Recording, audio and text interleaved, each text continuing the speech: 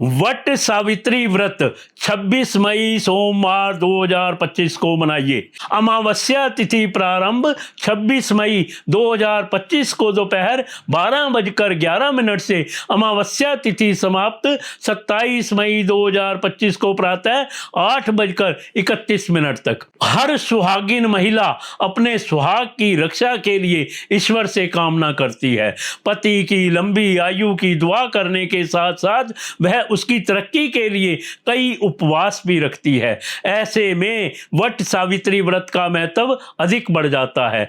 ये उपवास हर सुहागिन महिला के लिए खास होता है। वट सावित्री व्रत के दिन सुहागिनें पूरे विधि विधान से पूजा करती हैं। इस दौरान कुछ महिलाएं निर्जला उपवास भी रखती हैं। इस दिन वट वृक्ष की पूजा का खास महत्व है। माना जाता है कि इस वृक्ष की पूजा के बिना व्रत पूरा नहीं होता है। धार्मिक मान्यताओं के अनुसार इसमें ब्रह्मा, विष्णु और महेश तीनों देवों का वास होता है। इसलिए व्रत रखने वाली महिलाओं को तीनों देवताओं का आशीर्वाद प्राप्त होता है। यह उपवास ज्येष्ठ माह के अमावस्या के दिन आता है। पौराणिक मान्यता है कि वट सावित्री व्रत करने से पति की आयु लंबी होती है और परिवार में भी सुख समृद्धि बनी रहती है। यही नहीं, अखंड सौभाग्यवती भव का भी आशीर्वाद प्राप्त होता है। ऐसा इसलिए होता है क्योंकि इस दिन से जुड़ी पौराणिक कथा प्रचलित है। ऐसा माना जाता है कि मद्र देश में अश्वपति नाम के धर्मात्मा राजा का राज था और उनकी कोई भी संतान नहीं थी। राजा ने संतान प्राप्ति के लिए यज्ञ करवाया, जिसके शुभ परिणाम के बाद उनके घर एक कन्या का जन्म हुआ। इस कन्या का नाम सावित्री रखा गया। समय के साथ साथ जब सावित्री बड़ी और विवाह योग्य हुई तो उन्होंने जुमत्सेन के पुत्र सत्यवान को अपने पति रूप में वरण किया। सत्यवान के पिता भी राजा ही थे, लेकिन उनका राजपाट छिन गया था, जिसके चलते वह दरिद्रता में जीवन व्यतीत कर रहे थे। सत्यवान के माता पिता की आंखों की रोशनी चली गई थी और वह जंगल से लकड़ी काटकर उसे बेचकर अपना गुजारा कर रहे थे। वहीं जब सावित्री और सत्यवान के विवाह की बात चली, तब नारद मुनि ने सावित्री के पिता राजा अश्वपति को बताया कि सत्यवान अल्पायु है और विवाह के 1 वर्ष पश्चात ही उनकी मृत्यु हो जाएगी। नारद मुनि की बात सुनकर सावित्री के पिता ने उन्हें समझाने का बहुत प्रयास किया, लेकिन वह नहीं मानी। अंत में सावित्री का सत्यवान से विवाह हो गया। शादी के बाद सावित्री अपने सास, ससुर और पति की सेवा में लग गई। फिर एक दिन वो दिन भी आ गया जिसका जिक्र नारद मुनि ने किया था। वह सत्यवान की मृत्यु काल का समय था। उस दिन सावित्री भी सत्यवान के साथ वन को गई।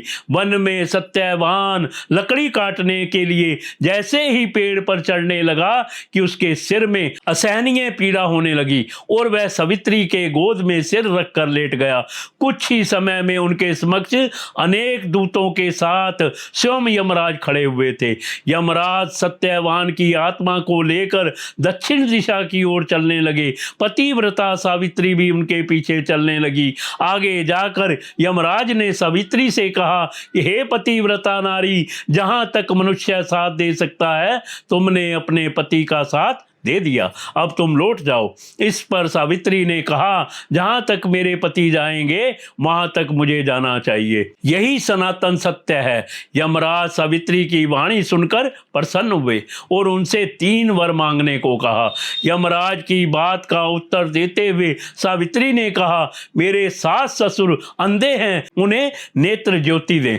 यमराज ने तथास्तु कहकर उसे लौट जाने को कहा और आगे बढ़ने लगे, किंतु सावित्री यम के पीछे ही चलती रही। यमराज ने प्रसन्न होकर पुनः वर मांगने को कहा। सावित्री ने वर मांगा, मेरे सास ससुर का खोया हुआ राज्य उन्हें वापस मिल जाए। इसके बाद सावित्री ने यमदेव से वर मांगा, मैं सत्यवान के 100 पुत्रों की मां बनना चाहती हूं, कृपा कर आप मुझे यह वरदान दे। सावित्री की पति भक्ति से प्रसन्न हो सावित्री से तथास्तु कहा, जिसके बाद सावित्री ने कहा कि मेरे पति के प्राण तो आप लेकर जा रहे हैं, तो आपके पुत्र प्राप्ति का वरदान कैसे पूरा होगा। तब यमदेव ने अंतिम वरदान को देते हुए सत्यवान की जीवात्मा को पाश से मुक्त कर दिया। सावित्री पुनः उसी वट वृक्ष के पास लौटी तो उन्होंने पाया कि वट वृक्ष के नीचे पड़े सत्यवान के मृत शरीर में जीव का संचार हो रहा है। कुछ देर में सत्यवान उठकर बैठ गया। उधर सत्यवान के माता पिता की आंखें भी ठीक हो गई और उनका खोया हुआ राज्य भी वापस मिल गया। अगर आप शादी के बाद पहली बार वट सावित्री का व्रत रख रही हैं तो व्रत की विधि इस प्रकार है। बरगद के पेड़ में दूध अर्पित करना शुभ होता है। माना जाता है कि इससे ग्रह दोष दूर होने लगते हैं। साथ ही बरगद के पेड़ की 11 बार परिक्रमा लगाने के बाद गायें, कुत्ते और कौवे को भोजन कराना चाहिए। इससे कुंडली में ग्रहों की स्थिति मजबूत होती है। यदि आपके वैवाहिक जीवन में परेशानियां चल रही हैं तो इस दिन बरगद के पेड़ की पति के साथ 21 परिक्रमा लगानी चाहिए। इसके अलावा बरगद के पेड़ के नीचे घी का दीपक जलाएं। इस दीपक से काजल बना लें। बाद में इस काजल को बरगद के पत्ते में लपेटकर अलमारी में रख दें। हर व्यक्ति जीवन में सुख समृद्धि चाहता है। ऐसे में आप वट सावित्री के दिन पीपल के पेड़ पर मीठा दूध चढ़ाएं। इसके बाद पीपल के वृक्ष की परिक्रमा करते हुए शनि मंत्र ओम शनेश्चराय नमः का जाप करना चाहिए। इससे शनि देव की कृपा आपके ऊपर बनी रहेगी। यदि आपके परिवार में हमेशा झगड़ा बना रहता है तो प्रतिदिन बरगद के पेड़ के नीचे घी का दीपक जलाना चाहिए। इस दौरान भगवान विष्णु की पूजा जरूर करें। इससे पारिवारिक झगड़े खत्म होते हैं।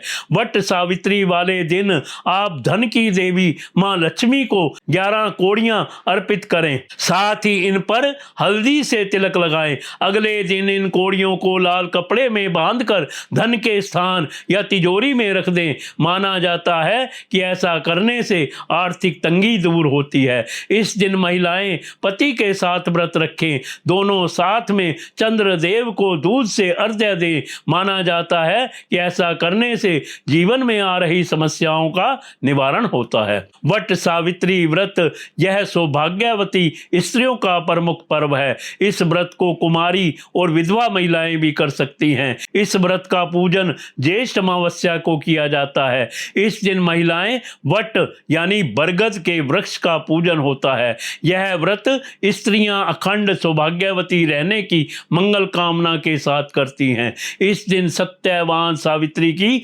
यमराज के साथ पूजा की जाती है।